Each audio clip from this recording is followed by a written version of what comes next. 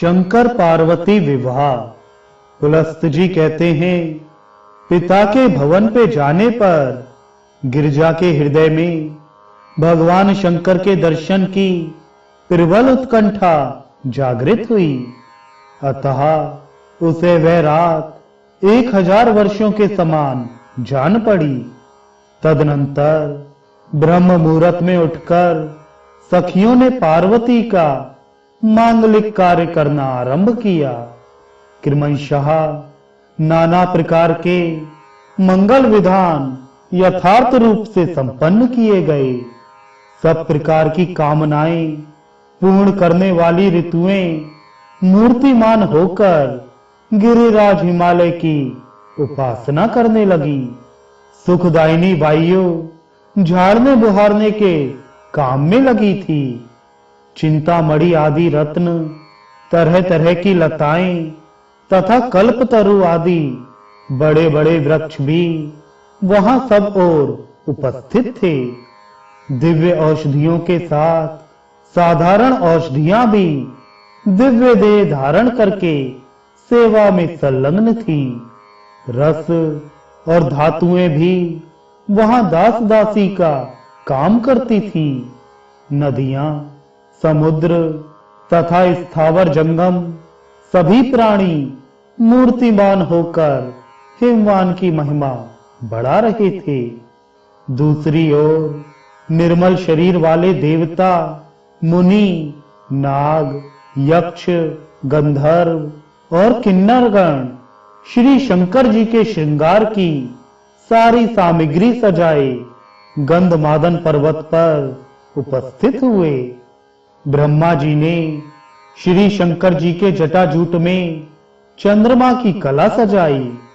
भगवान श्री विष्णु रत्न के बने कर्णभूषण, उज्जवल कंठहार और भुजंगमय आभूषण लेकर श्री शंकर जी के सामने उपस्थित हुए। अन्य देवताओं ने मन के समान वेग वाले शिव वाहन नंदी को भी विभूषित किया। भांत भांत की श्रृंगार सामग्रियों से श्री शंकर जी को सुसज्जित करके उन्हें सुंदर आभूषण पहनाकर भी देवताओं की व्यग्रता अभी दूर नहीं हुई।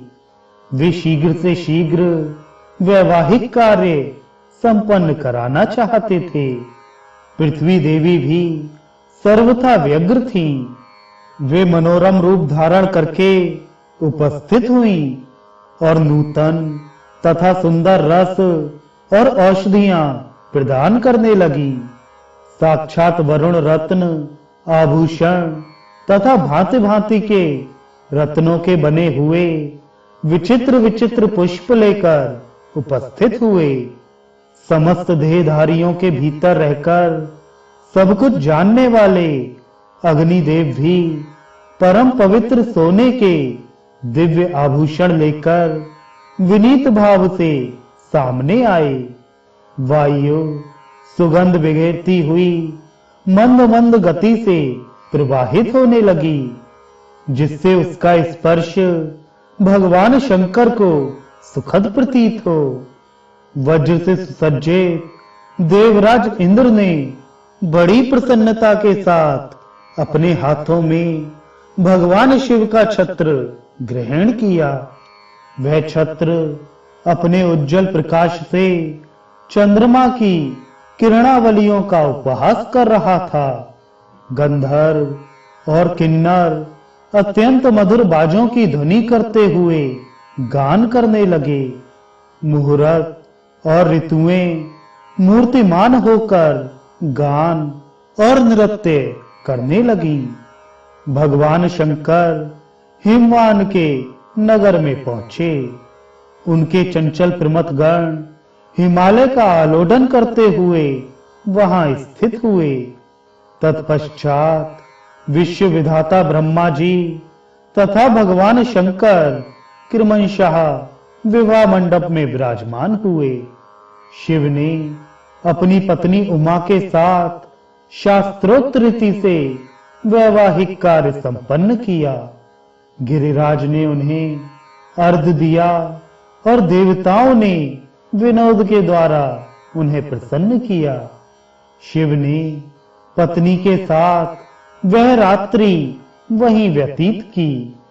सवेरे देवताओं के स्तवन करने पर वे उठे और गिरिराज से विदा ले वायु के समान वेगशाली नंदी पर सवार हो पत्नी सहित मंदराचल को चले गए। उमा के साथ भगवान नील लोहित के चले जाने पर हिमवान का मन कुछ उदास हो गया। क्यों ना हो, कन्या की विदाई हो जाने पर भला किस पिता का हृदय व्याकुल नहीं होता।